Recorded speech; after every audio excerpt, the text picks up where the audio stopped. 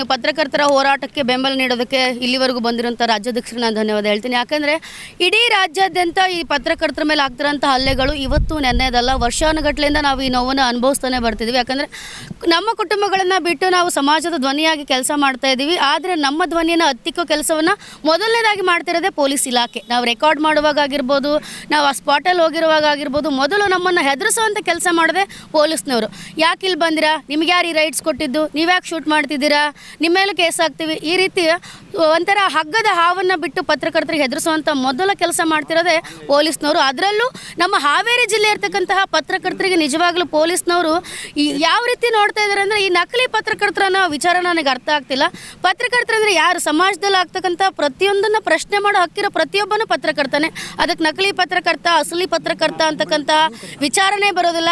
ಅಲಿಗೇಟರ್ಸ್ ಬೇರೆ, ಪತ್ರಕರ್ತರೇ ಬೇರೆ. ನಕಲಿ ಪತ್ರಕರ್ತರನ್ನ ಓಡಿಸೇ ಬರಲ್ಲ. ಯಾವುದನ್ನು ಅಲ್ಲಿ ಒಂದು ವಿಚಾರನ ಸಂದರ್ಭವನ್ನು ತಮ್ಮ ಬೇಳೆ ಬಳಸ್ಕೊಳ್ಳೋರು ಅಲಿಗೇಟರ್ಸ್. ಆದರೆ ಪತ್ರಕೋದ್ಯಮ ಅಂತ ವಿಚಾರವನ್ನು ಹಿಡ್ಕೊಂಡು ಫೀಲ್ಡಿಗೆ ಬಂದಮೇಲೆ ಅವರೆಲ್ಲರೂ ಪತ್ರಕರ್ತರೆ. ನಕಲಿ ಪತ್ರಕರ್ತರು ಹೆಂಗಾಗ್ತಾರೆ? ನಾಗರಾಜ್ ಹೊನ್ನಾಳಿ ಅವ್ರ ಕೇಸಲ್ಲೇ ಒಂದು ಸುದ್ದಿವಾಹಿನಿ ಸುದ್ದಿ ಮಾಡಿತ್ತು. ಅವರೇ ಹೋಗಿ ದುಡ್ಡಿಗೋಸ್ಕರ ಅಲ್ಲಿ ನಿಂತು ಅಲ್ಲೇ ಅದನ್ನು ತಡೆದು ಆ ರೀತಿಯಾಗಿ ಹಲ್ಲೆ ಆಗಿದೆ ಅಂತ. ಅದು ಪ್ರಕರಣ ಟೋಟಲಿ ಸುಳ್ಳು. ಒಂದು ವಾಹಿನಿ ಸುದ್ದಿ ಮಾಡೋಕ್ಕೆ ಮುಂಚೆ ಅದರ ಸತ್ಯತೆನ ಮೊದಲು ತಿಳ್ಕೊಬೇಕಾಗಿತ್ತು. ಯಾಕಂದರೆ ಪೊಲೀಸವರು ಅದನ್ನು ತಡೆದು 112 ಪೊಲೀಸರು ಆ ಜಾಗದಲ್ಲಿ ಇದ್ದಾಗ ಪೊಲೀಸರ ಮೇಲೆ ಹಲ್ಲೆ ಆಗ್ತಿರ್ತಕ್ಕಂಥ ಸಂದರ್ಭದಲ್ಲಿ ನಾಗರಾಜ್ ಹೊನ್ನಾಳಿ ಅವರು ಅಲ್ಲಿ ಹೋಗಿ ಭೇಟಿ ಕೊಟ್ಟಿರುವಂಥದ್ದು. ಪ್ರಶ್ನೆ ಮಾಡುವಾಗ ಏಕಾಏಕಿ ಅವ್ರ ಮೇಲೆ ದಾಳಿ ಆಗಿರುವಂಥದ್ದು. ಇದು ಸ್ವತಃ ಆ ಸ್ಥಳದಲ್ಲಿ ಆ ವಿಡಿಯೋದಲ್ಲಿ ಪೊಲೀಸರು ಕೂಡ ಇದ್ದಾರೆ. ಹಾಗಾದರೆ ಹೊನ್ನಾಳಿ ಅವರೇ ಹೋಗಿ ಅಲ್ಲಿ ತಡೆದಿದ್ದೇ ಆಗಿದ್ದರೆ, ಅವರೇ ಬೇರೆ ಉದ್ದೇಶಗಳನ್ನು ಇಟ್ಕೊಂಡು ಹೋಗಿ ಅಲ್ಲಿ ತಡೆದಿದ್ದೇ ಆಗಿದ್ದರೆ, ಅಲ್ಲಿ ಪೊಲೀಸರು ಯಾಕೆ ಇರ್ತಿದ್ರು, ಉಳಿದಿರೋ ಅಂಥ ವ್ಯಕ್ತಿಗಳು ಯಾಕೆ ಇರ್ತಿದ್ರು? ರಾಜಾರೋಷವಾಗಿ ಅಕ್ಕಿ ದಂಧೆನ ನಡೆಸ್ತಾ ಇದ್ದಾರೆ ಹಾವೇರಿಯಲ್ಲಿ. ಇದು ಇವತ್ತಿಗೂ ನಡೀತಾ ಇದೆ. ನಿನ್ನೆ ಇವತ್ತಿಗೂ ಇದು ಬಂದಾಗಿಲ್ಲ. ಈ ಪ್ರಕರಣ ನಡೆದ ಮೇಲೂ ಬಂದಾಗಿಲ್ಲ. ಒಬ್ಬ ASI ಮೇಲೆ ಹಲ್ಲೆ ಆದ್ರೂ ಕೂಡ ಪೊಲೀಸ್ ಇಲಾಖೆ ಯಾವ ಮುಖ ಇಟ್ಕೊಂಡು ಈ ಪ್ರಕರಣವನ್ನು ಮುಚ್ಚಾಕೋದಕ್ಕೆ ನೋಡ್ತಾ ಇದೆಯೋ, ಪತ್ರಕರ್ತನ ಹಿಮ್ಮೆಟ್ಸಕ್ಕೆ ನೋಡ್ತಾ ಇದೆಯೋ, ನನಗೆ ನಿಜವಾಗ್ಲೂ ಅರ್ಥ ಆಗ್ತಿಲ್ಲ. ತಮ್ಮ ಸ್ವಾಭಿಮಾನವನ್ನು ಪಣಕ್ಕಿಟ್ಟು ಬೇರೆಯವ್ರನ್ನ ಕಾಪಾಡುವಂಥ ಅವಶ್ಯಕತೆ ನಿಜವಾಗ್ಲೂ ಇಲ್ಲ. ಪತ್ರಕರ್ತರು ಈ ಸ್ವಾಭಿಮಾನವನ್ನು ಇಟ್ಕೊಂಡು ನಾವಿವತ್ತು ಹೋರಾಟಕ್ಕೆ ಬಂದಿದ್ದೀವಿ. ಒಬ್ಬ ನಾಗರಾಜ್ ಹೊನ್ನಾಳಿ ಅಲ್ಲ, ಒಬ್ಬ ಮುನ್ನಾ ಗೌಡ್ಗೇರಿ ಅಲ್ಲ. ಇದು ಪ್ರತಿಯೊಬ್ಬ ನಮ್ಮ ಸಮಸ್ಯೆ ಇದೆ. ಯಾಕಂದರೆ ಇವತ್ತು ಅವರಿಗಾಗಿರುವಂಥದ್ದು ನಾಳೆ ನಮಗಾಗ್ಬೋದು. ಹಗಲು ರಾತ್ರಿ ಅನ್ನೋದೇ ಯಾವುದೇ ಪ್ರೊಟೆಕ್ಷನ್ ಇಲ್ಲದೆ 12 ಸಾವಿರಕ್ಕೆ ಕೆಲಸ ಮಾಡ್ತೀವಿ ನಾವು. ನಮಗೇನು ಯಾವುದು ಗೌರ್ಮೆಂಟ್ ಪಗಾರ ಬರಲ್ಲ. ಕೋಟ್ಯಾಂತರ ರೂಪಾಯಿ ಹಗರಣಗಳನ್ನು ಹೊರಗೆ ತೆಗೆದಿದ್ದೀವಿ. ಧರ್ಮಸ್ಥಳ ಕೇಸ್ ಆಗಿರ್ಬೋದು, ಹಲವು ಕೇಸ್ಗಳಲ್ಲಿ ಈ ಡಿಜಿಟಲ್ ಮಾಧ್ಯಮದ ಬಂದಂತಹ ವಿಚಾರಗಳು ಇವತ್ತು ಕರ್ನಾಟಕದಲ್ಲಿ ಹಲವು ವಿಚಾರಗಳು ಇವತ್ತು ನಿತ್ಯವಾಗಿ ಸುದ್ದಿಯನ್ನು ಬಿತ್ತರ ಮಾಡ್ತಿದ್ದೇವೆ. ಆ ಕ್ಷಣದಲ್ಲಿ ಫ್ರ್ಯಾಕ್ಷನ್ ಆಫ್ ಸೆಕೆಂಡಲ್ಲಿ ಸುದ್ದಿಯನ್ನು ಬಿತ್ತರ ಮಾಡ್ತೀವಿ. ಯಾವ ರೀತಿಯಾದ ನಮಗೆ ಯಾವುದೇ ಪ್ರೊಟೆಕ್ಷನ್ ಇಲ್ಲದೆ ಹೋದ್ರೂ, ಎಂಥದೇ ರಿಸ್ಕಿ ಸಂದರ್ಭ ಬಂದ್ರೂ ಅಲ್ಲಿ ಹೋಗಿ ನಾವು ನಿಲ್ತೀವಿ ಅಂದಮೇಲೆ ಇಲಾಖೆನೂ ನಮಗೆ ಅಷ್ಟೇ ಗೌರವ ಕೊಟ್ಟು ನಡೆಸ್ಕೋಬೇಕಾಗ್ತದೆ. ಪತ್ರಕರ್ತರ ಸ್ವಾತಂತ್ರ್ಯವನ್ನು ಹತ್ತಿಕ್ಕುವಂಥ ಕೆಲಸವನ್ನು ಮಾಡಬೇಡಿ.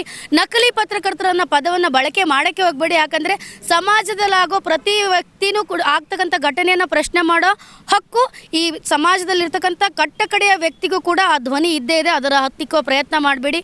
ಇವತ್ತಿನ ನಮ್ಮ ಹೋರಾಟ ಇದು ಕೇವಲ ಸಾಂಕೇತಿಕ ಮಾತ್ರ. ಇವತ್ತು ಬಂದಿರತಕ್ಕಂಥ ಕೇವಲ ಬೆರಳೆಣಿಕೆಯಷ್ಟು ಮಾತ್ರ. ಇಡೀ ರಾಜ್ಯಾದ್ಯಂತ ನಾವೇನಾದರೂ ಪತ್ರಕರ್ತರು ಕರೆ ಕೊಟ್ಟಿದ್ದೆ ಆದರೆ ಇಡೀ ಸರ್ಕಾರ, ವಿಧಾನಸೌಧ ಕೂಡ ನಡಗಬಹುದು. ಅಷ್ಟು ಶಕ್ತಿ ನಮ್ಮಲ್ಲೂ ಇದೆ.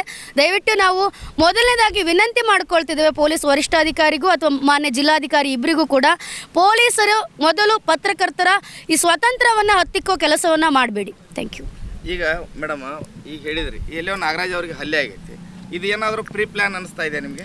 ಇರಬಹುದು. ಯಾಕಂದರೆ ಮನೆಗೆ ಹೋಗ್ತಕ್ಕಂಥ ವ್ಯಕ್ತಿಯನ್ನು ಬಲವಂತವಾಗಿ ಕರೆಸಿ, ಅವ್ರು ಹೇಳಿರೋ ಪ್ರಕಾರ ಮನೆಗೆ ಹೋಗ್ತಿರೋ ವ್ಯಕ್ತಿಗೆ ಬಲವಂತವಾಗಿ ಕಾಲ್ ಮಾಡಿ ಅಲ್ಲಿ ಕರೆದಿದ್ದಾರೆ ಅಂದರೆ ಮುಂಚಿತವಾಗೂ ಅವ್ರಿಗೂ ಮತ್ತು ಏನು ಹಲ್ಲೆ ನಡೆಸಿದಂಥ ವ್ಯಕ್ತಿಯ ಗ್ಯಾಂಗಿಗೂ ಮುಂಚೆ 2-3 ಸಾರಿ ಈಗಾಗಲೇ ಹಲ್ಲೆಗಳು ನಡೆದಿತ್ತು. ಅದ್ರ ಬಗ್ಗೆ ಅವರು ಮುಂಡಗೋಡ ಅಲ್ವಾ ಸರ್, ಕಲಘಟಗಿ ಸ್ಟೇಷನ್ನಲ್ಲಿ ಅದ್ರ ಬಗ್ಗೆ ಅವರು ದೂರನ್ನು ಕೂಡ ಕೊಟ್ಟಿದ್ರು. ಅದ್ರ ಬಗ್ಗೆ ಒಂದು ಬಾಂಡನ್ನು ಕೂಡ ಅವ್ರ ಸೇಫ್ಟಿ ಅಂತ ಪೊಲೀಸರು ಬರ್ಸಿ ಕಳಿಸಿದ್ರು. ಅದೆಲ್ಲ ಆದರೂ ಕೂಡ ಈಗ ಮತ್ತೆ ಅದನ್ನು ರಿಪೀಟ್ ಮಾಡ್ತಿದ್ದಾರೆ. ಈ ಕದಿಮರಿಗೆ ಹೆಂಗಿದೆ ಅಂದರೆ, ಈ ಕಾಳ ಸಂತೆಯಲ್ಲಿ ಅಕ್ಕಿ ಮಾರ್ಕೊಂಡು ತಿನ್ನೋರಿಗೆ ಇಷ್ಟು ಧೈರ್ಯ ಇದೆ ಅಂದಮೇಲೆ ಸಮಾಜದಲ್ಲಿರ್ತಕ್ಕಂಥ ಪ್ರತಿ ವಿಚಾರವನ್ನು ಪ್ರಶ್ನೆ ಮಾಡೋ ನಮಗೂ ಧೈರ್ಯ ಇದೆ ಅಲ್ವಾ? ಹಂಗಿದ್ರೆ ನಾವು ಇವತ್ತು ಹೋರಾಟಕ್ಕೆ ಬಂದಿದ್ದೀವಿ. ಇವತ್ತು ಏನು ಅವರು ಪ್ರೀ ಪ್ಲಾನ್ ಆಗಿ ಒಬ್ಬ ನಾಗರಾಜ್ ಹೊನ್ನಾಳಿನ ಹತ್ತಿಕ್ಕಿದ್ರೆ 100 ನಾಗರಾಜ್ ಹೊನ್ನಾಳಿಗಳು ಹಿಂದೆ ಇದ್ದಾರೆ. ಅವರಿಗಿದು ನಾವು ಎಚ್ಚರಿಕೆ ಅಂತ ತಿಳ್ಕೊಳ್ತಾ ತಿಳ್ಕೊತಾರೋ ವಾರ್ನಿಂಗ್ ಅಂತ ತಿಳ್ಕೊತಾರೋ ಅಥವಾ ವಿನಂತಿ ಅಂತ ತಿಳ್ಕೊಳ್ತಾರೋ ಗೊತ್ತಿಲ್ಲ. ನಾನು ಇಲಾಖೆಗನ್ನು ಸೇರಿಸಿನೇ ಹೇಳ್ತಾ ಇದ್ದೀನಿ, ಪೊಲೀಸರ ಮೇಲೆ ಹಲ್ಲೆ ಆದ್ರೂ ನೀವು ಯಾಕೆ ಇಷ್ಟು ಮೀನಾಮೀಷ ಎಣಿಸ್ತಾ ಇದ್ದೀರಾ? ಜಸ್ಟ್ ಒಂದು ಸ್ಮಾಲ್ FIR ಹಾಕಿ ಅವ್ರನ್ನ ಆರಾಮಾಗಿ ಓಡಾಡೋಕೆ ಬಿಟ್ಕೊಂಡಿದ್ದೀರಾ.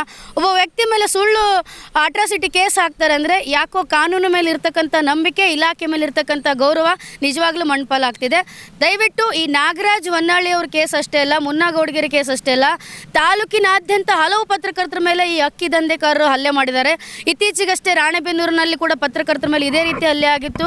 ಪೊಲೀಸರು ತಪಾಸಣೆ ಮಾಡಬೇಕಾದ್ರೆ ಹೋಗಿ ವಿಡಿಯೋ ಮಾಡ್ತಕ್ಕಂಥ ಪತ್ರಕರ್ತರ ಮೊಬೈಲ್ ಕಿತ್ತು, ಸ್ಕೂಟಿ ಹಾಳು ಮಾಡಿ ಅವ್ರ ಮೇಲೆ ಹಲ್ಲೆ ಮಾಡಿದಂಥ ಪ್ರಕರಣಗಳು ಇತ್ತು.